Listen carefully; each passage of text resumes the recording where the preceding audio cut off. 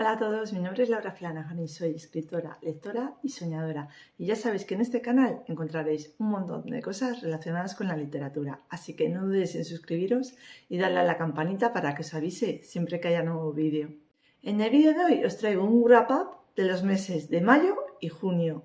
Y es que aunque solo he leído 8 libros, son a cada cual más variados y diferentes y espero que en comentarios me dejéis qué os parecieron si leísteis alguno de ellos o si os vais a animar a hacerlo.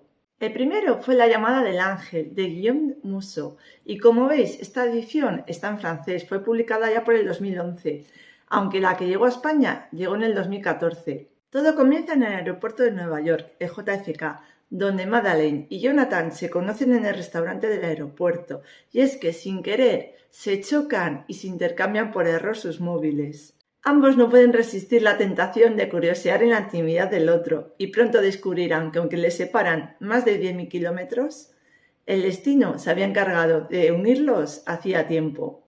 Tengo que reconocer que no había leído nada del autor antes, por lo que cuando vi que era una comedia romántica con toques de thriller me animé mucho a leerla, pero sí que es verdad que al terminar el libro me di cuenta que era todo lo contrario, era una historia de thriller con toques de romántica. Reconozco que me había hecho una idea diferente de este libro y no es que el género de thriller sea uno de los que menos disfrute, todo lo contrario, puesto que me gustan mucho las historias en las que sobre todo se mencionan a dos o más protagonistas que aparentemente no tienen nada en común, pero lo tienen todo.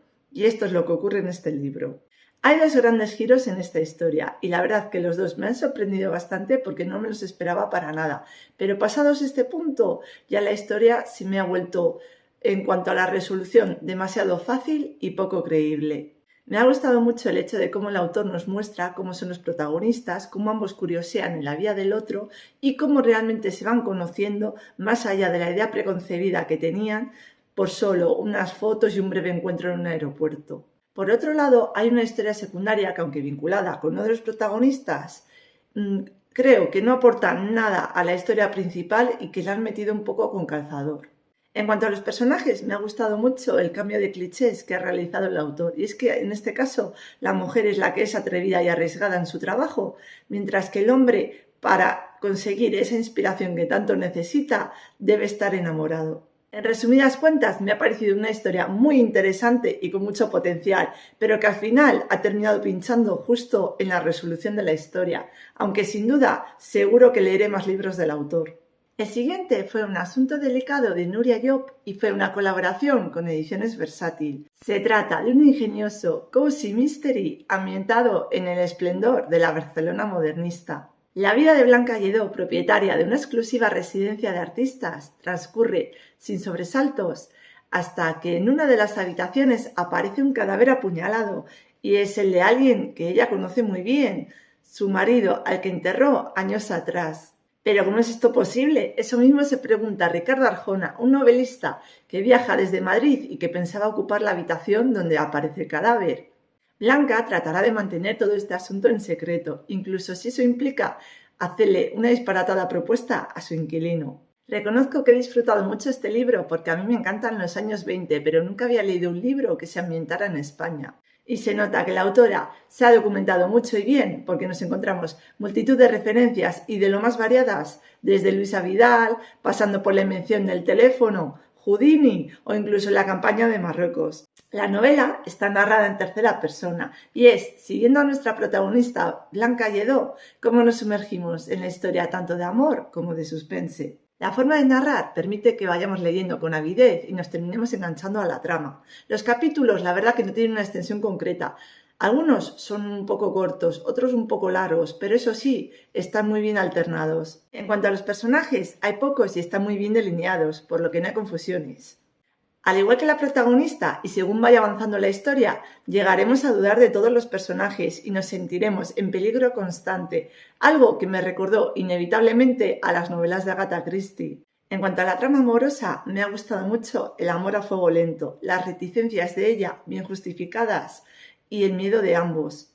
Además del flirteo en sus gestos y diálogos y de unas escenas tan bien narradas que nunca llegan a caer en lo vulgar.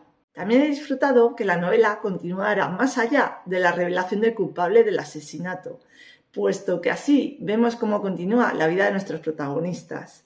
Se trata de una historia que está muy bien hilada, es realista y coherente. Por todo esto diría que se trata de una novela que sabe mezclar a la perfección amor y suspense, sin necesidad de recrear escenas sangrientas, por lo que es muy confortable, muy cozy y que además te deja con muy buen sabor de boca. Los siguientes libros que leí fueron la trilogía Las Tres Marías de Scarlett Butler, y en los que las protagonistas son tres amigas, Alba, Elena y Olivia, y fueron unos libros que la verdad disfruté bastante. No os voy a hablar largamente sobre ellos, puesto que ya hice en su momento un vídeo reseña sobre estos tres. Os lo dejaré en la cajita de información para que podáis acceder a él.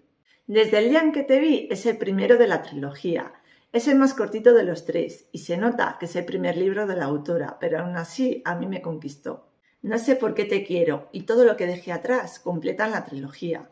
Lo bueno de estas historias es que aunque alguna de ellas ya haya sido contada, los personajes aparecen como secundarios en el resto de historias. Y bueno, a partir de aquí ya me dediqué un poco a actualizar el reto de libros clásicos, puesto que iba bastante rezagada. Uno de ellos fue Los amantes de Teruel, de Juan Eugenio Hardenbuch, y a diferencia de La Celestina, un libro que leí el año pasado, en este caso esta obra de teatro no me costó nada leerla. Además, está enmarcada en el romanticismo y me recordó en cierta manera a la obra de Shakespeare, Romeo y Julieta. Sí que es verdad que todo ocurre demasiado deprisa y que no llega a profundizar en los personajes. Puede que debido a la corta extensión que tiene, puesto que no llega a las 200 páginas. Pero bueno, se lo he perdonado porque en parte reconozco que no se trata de una novela y que tal vez se utilizaran otras dimensiones en esa época. Eso sí, el final me dejó un tanto descolocada porque para mí no fue nada verosímil, y si tuviera que elegir entre esta y la obra de Shakespeare, Romeo y Julieta, me quedaría con esta última. Con la siguiente novela caí en un patrón, y es que, al igual que me había ocurrido con El Conde de Montecristo, a la que había visto unas cuantas adaptaciones, pero no había llegado aún a leer la novela, algo que hice el año pasado y que me alegró muchísimo. Esto me sucedió de nuevo con Mucho ruido y pocas nueces de William Shakespeare, puesto que ya había visto innumerables veces la adaptación de Kenneth Branagh y Emma Thompson, pero no había llegado a leer la obra de teatro, y esta vez le puse remedio. Como veis, voy eligiendo libros que son muy diferentes y que van dando muchos saltos en el tiempo, puesto que el anterior, Los amantes de Teruel, fue publicado en 1837 y esta obra de William Shakespeare fue publicada en 1598. Como de confesiones va este vídeo, tengo que reconocer que de todas las obras de teatro que escribió William Shakespeare, la única que había leído era la de Romeo y Julieta, y la verdad que quiero ponerle remedio pronto a eso. Así que ya hemos ido empezando poquito a poco con con Mucho ruido y pocas nueces. En esta obra nos encontramos un enemies to lovers en toda regla. La pena que, a diferencia de en la película, todo ocurre muy rápido y podría decirse que queda en un insta-love.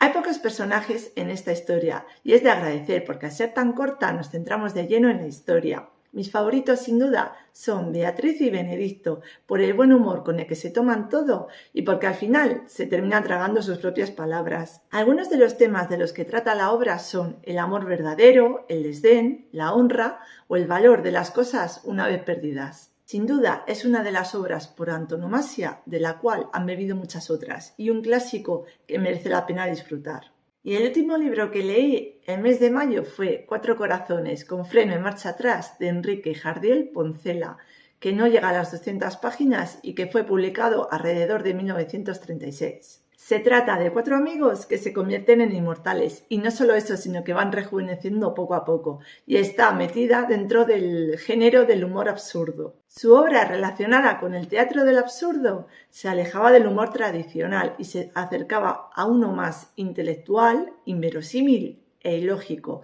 Y eso fue lo que me encontré en la adaptación a película de Eloísa está debajo del almendro, que vi hace unos años y que me gustó mucho y me sacó más de una carcajada, lo cual me hizo plantearme leer alguna de estas obras. Según iba leyendo esta obra de teatro me fue sorprendiendo, ya no solo por lo bien llevada que estaba, por los temas que trataba o por las píldoras de sabiduría que iban soltando cada uno de sus personajes, sino también porque sin apenas descripciones y solo con su forma de actuar o con sus diálogos vamos conociendo poco a poco a sus protagonistas, su forma de pensar y de sentir. El humor está servido, no faltan escenas ni situaciones en las que no haya problemáticas relacionadas con la edad y en las que los personajes al final siempre salen bien parados. Es una obra de teatro que te hace pasar muy buen rato y que te hace querer seguir leyendo para saber qué nuevas ocurrencias o excentricidades se le ocurren a los personajes. Se trata de una lectura muy ágil